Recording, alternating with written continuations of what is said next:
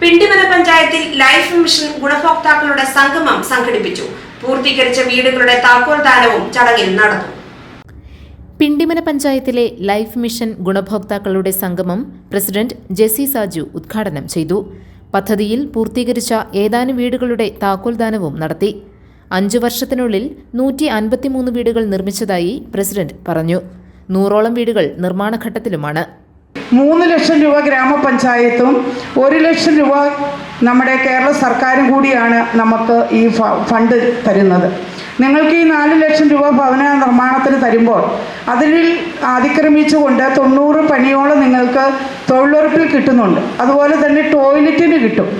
പിന്നെ മറ്റൊന്ന് നമുക്ക് വേസ്റ്റ് കുഴി നിർമ്മാണത്തിന് അഡീഷണലായി ഈ 3 കാര്യം കൂടി നിങ്ങൾക്ക് ലഭ്യമാവും ഈ ലൈഫ് ഭവന പദ്ധതിയുടെ ഗുണഭോക്താക്കൾക്ക്. പലപ്പോഴും ഇവിടെ മെമ്പർമാർ സൂചിപ്പിച്ചതുപോലെ മറ്റുള്ള ആളുകൾ ലൈഫിൽ അപേക്ഷ വെക്കാത്ത ആളുകൾ പലപ്പോഴും ഈ ലൈഫിൽ അപേക്ഷ ഇല്ലാത്തവർ വളരെ വീടില്ലാതെ ബുദ്ധിമുട്ട് അനുഭവിക്കുന്നവർ ഓൾറെഡി പുറത്ത് നിൽക്കുന്നുണ്ട്.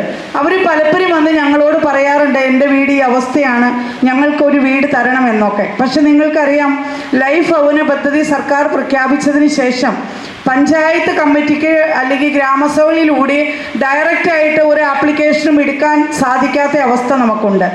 ലൈഫ് ഭവന പദ്ധതി എന്ന ആപ്ലിക്കേഷൻ എടുക്കുന്നോ ആ ആപ്ലിക്കേഷൻ എടുക്കുന്ന സമയത്ത് അപേക്ഷ കൊടുത്താൽ മാത്രമാണ് നമുക്കിത് നടക്കാനായിട്ട് സാധിക്കുകയുള്ളൂ.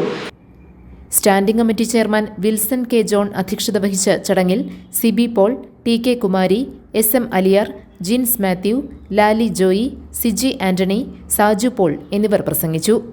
ലത ഷാജി സ്വാഗതവും ജോമറ്റ് കൃതജ്ഞതയും പറഞ്ഞു. GTV news, Pindimana.